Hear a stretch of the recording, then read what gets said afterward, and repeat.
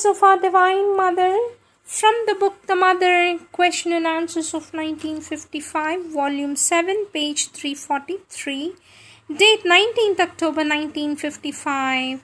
A child comes up to the mother to say, "Sweet mother, here it is said, he who chooses the infinite has been chosen by the infinite." For this our Divine Mother says, it is a magnificent sentence. He who chooses the infinite has been chosen by the infinite, and it is absolutely true. There is in Thoughts and Glimpses also a sentence like this, where I think Lord Sri Aurobindo uses the word God instead of the infinite, but the idea is the same, that it is God who has chosen you, the divine who has chosen you, and that is why you run after the divine. And this is what gives, that's what he says, doesn't he?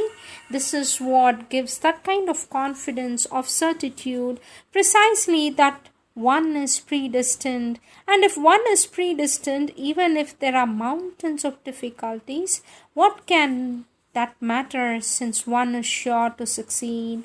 This gives you an indomitable courage to face all difficulties and a patience that stands all trials.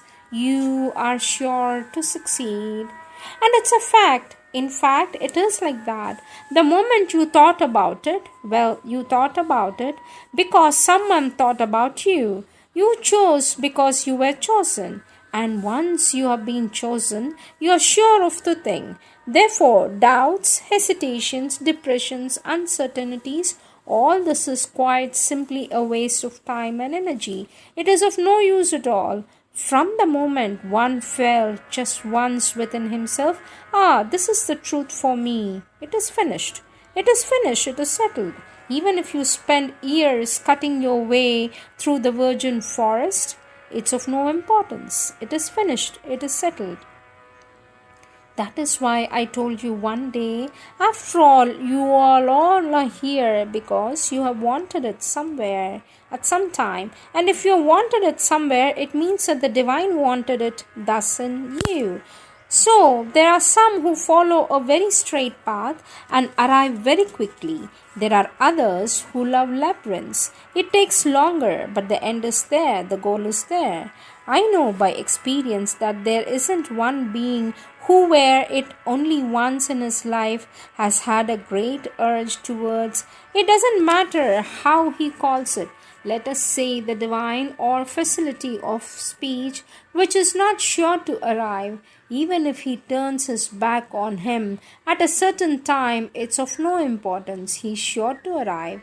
He will have to struggle more or less, will have more or less difficulty, but he's sure to succeed one day. It is a soul that has been chosen. It has become conscious because its hour has come. Once the hour has come, well, the result will follow more or less quickly. You can do this in few months, you can do it in some years, you can do it in some lives, but you will do it. And what is remarkable is that this freedom of choice is left to you, and that if you decide within yourself that you will do it in this lifetime, you will do it. And I'm not speaking here of a permanent and a continuous decision, because then you can arrive in 12 months. No, I mean if you have suddenly seized by this, I want this, even once in a flash, the seal is put there like that. There we are. That's not a reason for wasting time on the way. That's not a reason for just following the meanderings of the labyrinth and arriving with considerable rubbish when you are at the end. But in any case, it is a reason for never despairing, whatever be the difficulties or whatever the difficulties may be. I am of the opinion that when there is something to do, it is better to do it as quickly as possible. But still, there are people who like to waste their time, Perhaps they need to turn and return and make lot of windings before reaching the place they have to. But that's a question of choice. Unfortunately, those who are in this habit of turning and returnings and turning aside and making all kinds of useless meanderings are the ones who complain most. They mourn and they are workers of their own misery.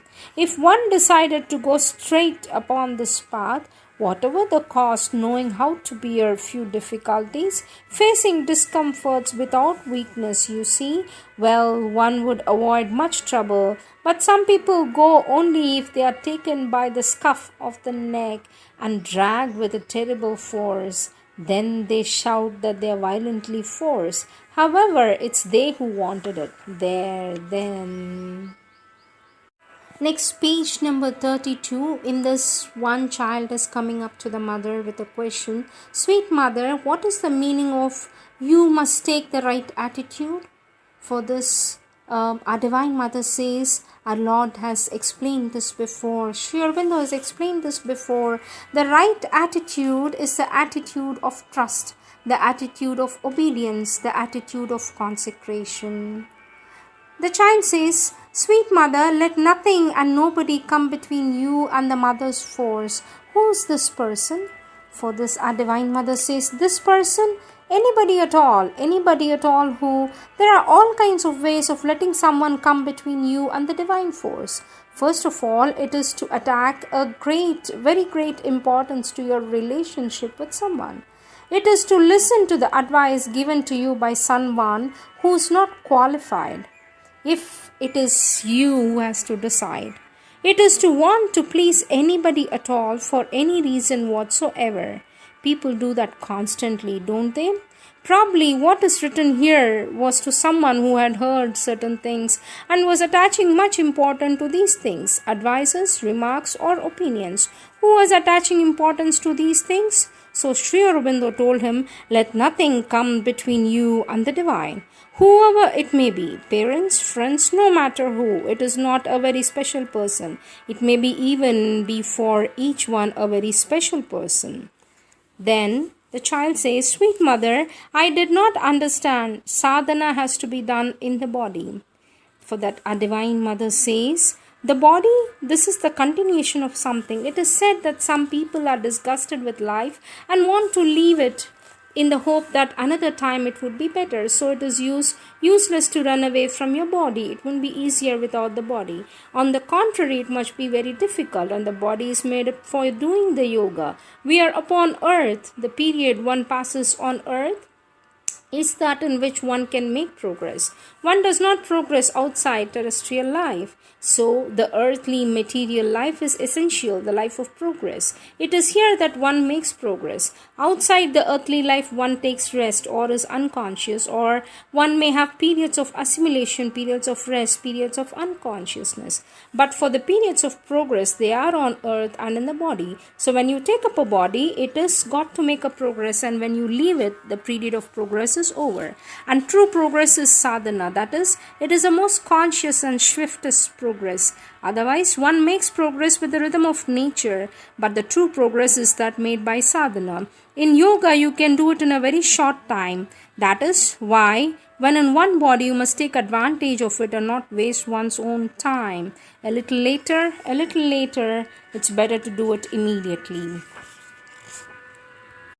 Then the child says, the difficulty must have come from distrust and disobedience.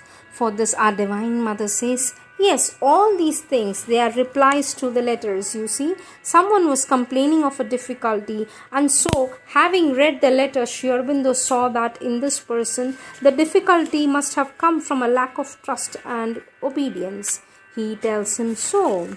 And it is something that happens very frequently, as it is very common these days. You see, it is useful for everybody. These are the golden words of our Divine Mother.